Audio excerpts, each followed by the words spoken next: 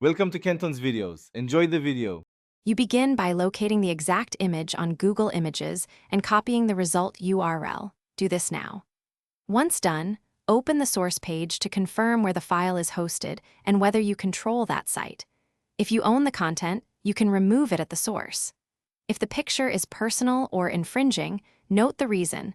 This determines whether you request site removal or file a Google removal request. Make sure to record the page URL and screenshot for evidence. Next, contact the site owner or webmaster and request image removal. Be precise, include the page URL, image link, and why it should be removed. If you manage the site, delete the image file and ensure the page returns a 404 or add a robots noindex tag so search engines drop it.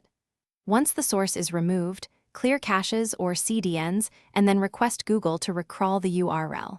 If the host refuses, prepare and submit the appropriate Google removal request, copyright, privacy, or personal data. Finally, submit the correct Google removal request. Use remove outdated content if the page is gone, or file a legal/privacy/copyright form for personal data or infringement.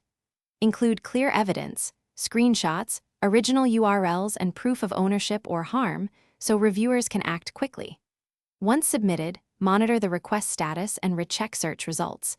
Make sure to request recrawl if you controlled the site. Troubleshooting tip: if Google denies the request, gather more documentation, fix any remaining live copies. Thanks for watching. Consider subscribing if we helped you.